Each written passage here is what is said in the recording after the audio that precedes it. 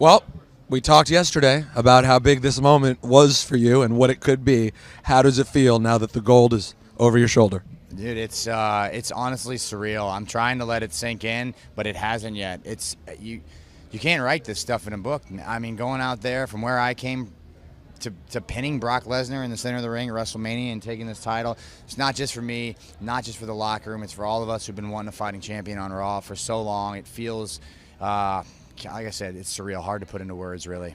Yeah, I mean, a couple of years ago, you've gone through a lot of things, injuries. This has been a long build for you.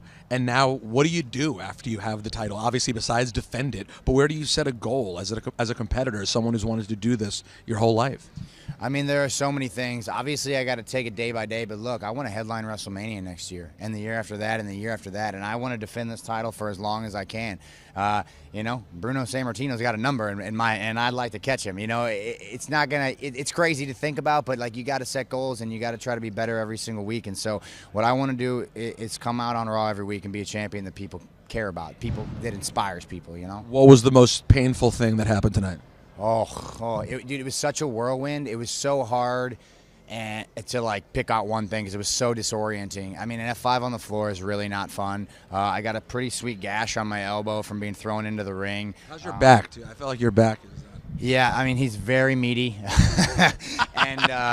And the shots to the back were pretty rough. The Germans were not great. And, for those of you who don't know, I was diagnosed with a broken back earlier in January. I have two stress fractures in my L5 vertebrae. And so kind of getting through that during the month of February after the Royal Rumble, knowing that this was coming was kind of scary and daunting for me. So going out there and having to endure that, knowing I was going to have to endure that was pretty scary. But that's kind of the stuff I'm willing to do to be the guy that puts this on his shoulder. Was there a time when you thought maybe this couldn't happen injury-wise?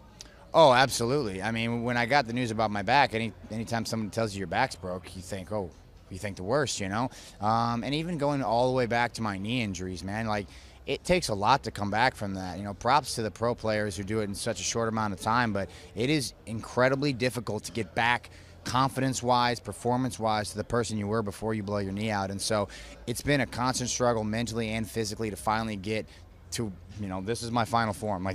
This is the best Seth Rollins we've ever seen. Well, good news. You get a nice long break. Oh, no, I'm sorry. Raw is tomorrow. Oh, so what are your thoughts? What do you expect to happen tomorrow night at the Barclays Center? Oh, you know what? I don't know because that crowd is absolutely bananas. All I know is I'm going to go out Monday Night Raw for the first time in my life, the Universal Champion. And we'll see what happens, dude. I'm ready for anything. All right, try to enjoy 12 hours and just relax. Congratulations, man. Thank you very much, Pete. Appreciate it. Seth Rollins, your new Universal Champion.